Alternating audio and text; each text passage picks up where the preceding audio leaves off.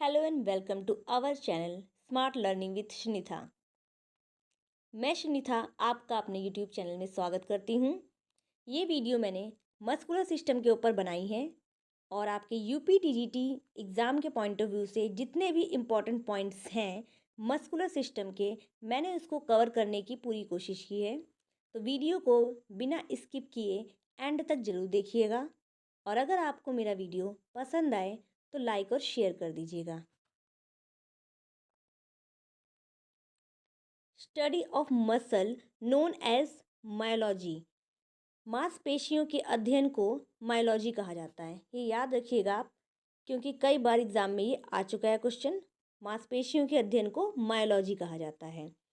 How many muscle in human body, मानव शरीर में कितनी मांसपेशियां पाई जाती हैं। मानव शरीर में 639 मसल्स पाई जाती हैं।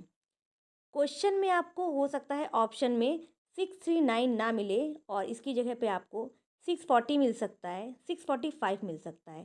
तो जो भी आपका 639 के नियर अबाउट होगा उस पर आप टिक कर दीजिएगा। मसल प्रोड्यूस मूवमेंट, हमारी बॉडी में मसल मूवमेंट प्रोड्यूस करती है। जो हमारी मसल होती है उसके बीच में जब कॉन्ट्रैक्शन और रिलैक्सेशन होता है उसकी सहायता से बॉडी मूव करती है। मसल मेंटेन पॉस्चर, बॉडी में मसल क्या करती है, आपके पॉस्चर को भी मेंटेन करती है। कुछ लोग जिम जाते हैं मसल गेन के लिए, जिससे कि उनकी बॉडी का पॉस्चर अच्छा दिखे। तो मसल आपके बॉडी के पॉस्चर को मेंटेन रखती है। Smallest unit of muscle sarcomere, ये भी आपका आ चुका है एग्जाम में, याद रखिएगा इसको भी। Muscle cell known as muscle fibre, जो मांसपेशियों की कोशिका होती है उसको हम मसल फाइबर भी कहते हैं। How many type of muscle fibre, दो प्रकार की मसल फाइबर पाए जाते हैं। एक होता है आपका स्लो ट्विच मसल फाइबर जो कि लाल रंग का होता है। दूसरा होता है फास्ट ट्विच मसल फाइबर, ये सफ़ेद रंग का होता है। जो आपका स्लो ट्विच मसल फाइबर होता है ये स्लो मोशन करता है। स्लो मोशन करने की वजह से इसमें जो थकावट होती है वो धीमी होती है और इसमें एरोबिक सिस्टम जो है वो यूज़ होता है एनर्जी के लिए। फास्ट ट्विच मसल जो होती है वो बहुत ही रैपिड एक्शन होता है। इसमें मसल जो है वो बहुत ही फास्ट मूव करती है जिसकी वजह से इसमें थकावट जल्दी हो जाती है और इसमें आपका एनारोबिक सिस्टम यूज़ होता है। डायग्राम में आप देख सकते हैं ये आपका मसल फाइबर है, ठीक है। और ये है slow Twitch. Slow Twitch red colour का होता है क्योंकि देखिए इसमें रेड कलर के ज़्यादा मसल फाइबर हैं। ये है फास्ट ट्विच, इसमें आपके वाइट कलर के मसल फाइबर ज़्यादा हैं।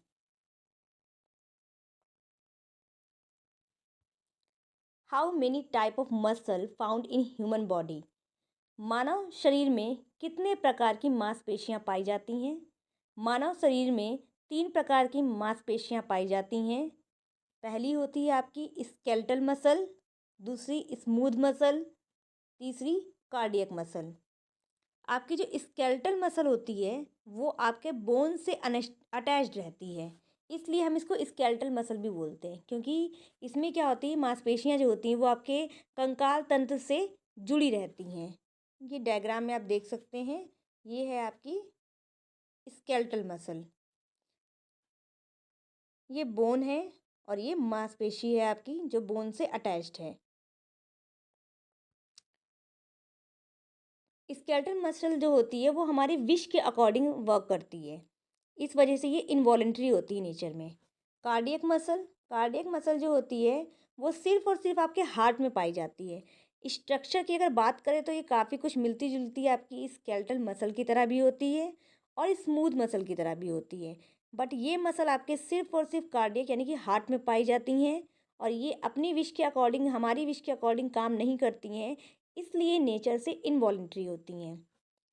ये है आपकी स्मूथ मसल। जो इंटरनल ऑर्गन होते हैं बॉडी में, जितने भी इंटरनल ऑर्गन्स होते हैं वो स्मूथ मसल के बने हुए होते हैं। ये लीवर है, ये स्टमक है, ये लार्ज इंटेस्टाइन है, ये स्मॉल इंटेस्टाइन है, ये सभी क्या हैं, स्मूथ मसल के बने हुए हैं।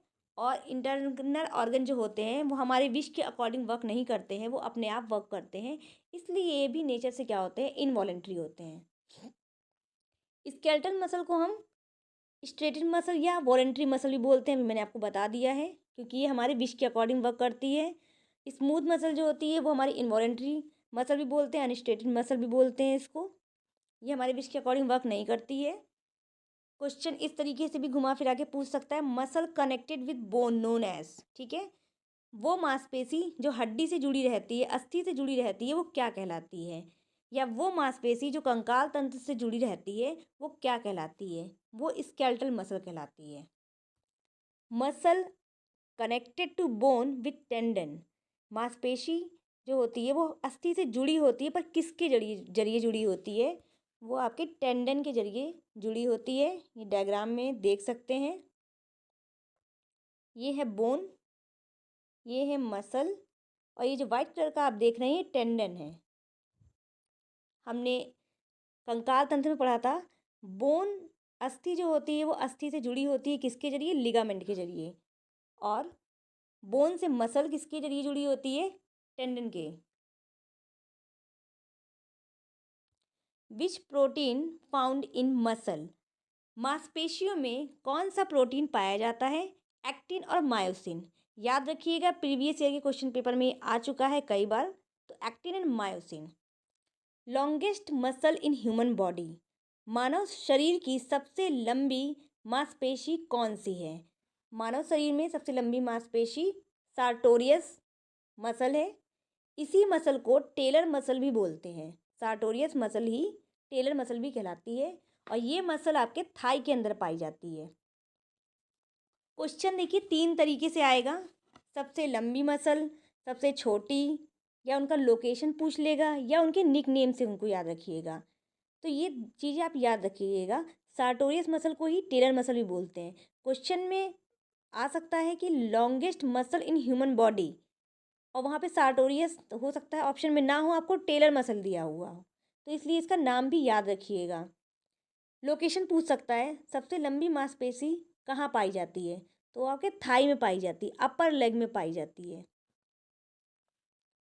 लार्जेस्ट मसल ग्लूटियस मैक्सिमस है, हिप में पाई जाती है, दिख रही है आपको डायग्राम में।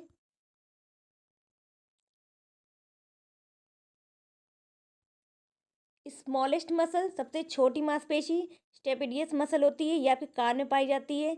लोकेशन भी साथ में ज़रूर से याद रखिएगा, इसलिए मैंने मैक्सिमम मसल्स को आपके डायग्राम के साथ दिखाने की कोशिश की है, जिससे कि आपके माइंड में इमेज इसकी बनी रहे और आप लोकेशन याद रखें उसका। स्ट्रॉन्गेस्ट मसल, सबसे मजबूत मांसपेशी कौन सी होती है? आपकी मेसेटर मसल होती है, ये आपके जबड़े में पाई जाती है। सबसे मजबूत हड्डी हमने पढ़ा था मैंडिबल होती है, और वहीं से ये अटैच होती है आपकी मेसेटर मसल आपके जॉ में। वाइडेस्ट मसल लेटिसिमस डॉर्सी होती है, ये आपके लोअर बैक में पाई जाती है। ये देखिए यहाँ पे लोअर बैक में है ये, ठीक है। इसका निकनेम क्या होता है? रोइंग मसल और रोप क्लाइंबिंग मसल। रोइंग करते समय सबसे ज़्यादा इसी मसल का यूज़ होता है, और रोप क्लाइंबिंग करते समय भी इसी मसल का यूज़ होता है, इसीलिए इसका निक नेम क्या रखा गया है? रोइंग मसल और रोप क्लाइंबिंग मसल। कई बार क्वेश्चंस जो है निक नेम के ऊपर भी आते हैं, तो इसको याद जरूर रखिएगा। डेल्टॉइड मसल, इसको हम लिफ्टर मसल के नाम से भी जानते हैं, और ये कहाँ पाई जाती है? शोल्डर में पाई जाती है। ये एंटीरियर से डायग्राम है और ये पोस्टीरियर से है, शोल्डर में पाई जाती है। काफ मसल, ठीक है, काफ मसल जो होती है आपकी कहाँ होती है? काफ में पाई जाती है, और ये देख रहे हैं आप गैस्ट्रोसिनिमस मसल जो होती है वो आपकी काफ मसल कहलाती है। ये जो पर्पल कलर की आप इसमें देख रहे हैं, ये आपकी ये मसल हो गई गैस्ट्रोनेमियस। और सोलियस मसल जो होती है आपकी फुट में पाई जाती है, लोअर लेग में पाई जाती है। जो ग्रीन कलर की दिख रही है आपको, ये है आपकी सोलियस मसल, कहाँ पाई जाती है? लोअर लेग में। ऑप्शन में सोल भी लिखा होगा, तो सोल भी इस पे आप टिक कर देंगे, क्योंकि ये यहाँ से लेकर के पूरा आपका सोल से अटैच्ड रहती है।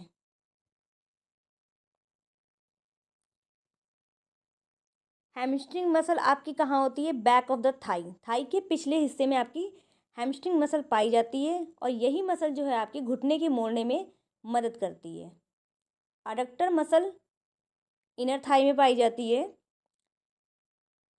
पेक्टोरलिस मेजर मसल चेस्ट में पाई जाती है।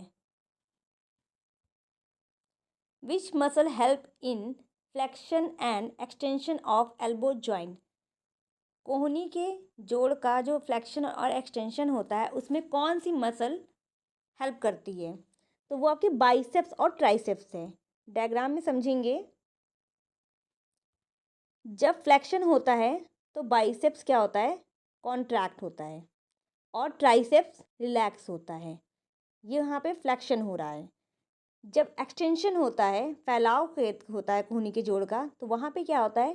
ट्राइसेप्स कॉन्ट्रैक्ट होता है और बाइसेप्स रिलैक्स होता है। तो कौन सी मसल है जो आपके फ्लेक्शन और एक्सटेंशन में हेल्प करती है? बाइसेप्स और ट्राइसेप्स। ये एंटागोनिस्ट मसल और एगोनिस्ट मसल।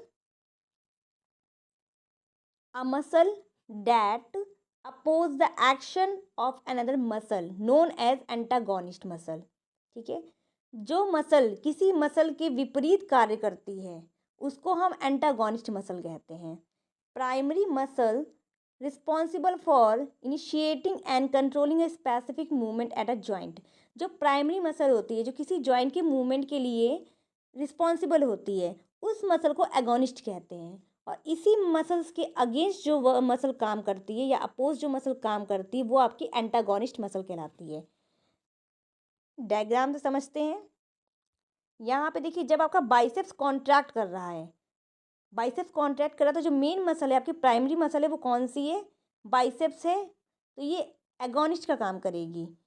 और जो ट्राइसेप्स है ये इसके अपोजिट वर्क कर रही है, तो ये एंटागोनिस्ट हो गई। ठीक है।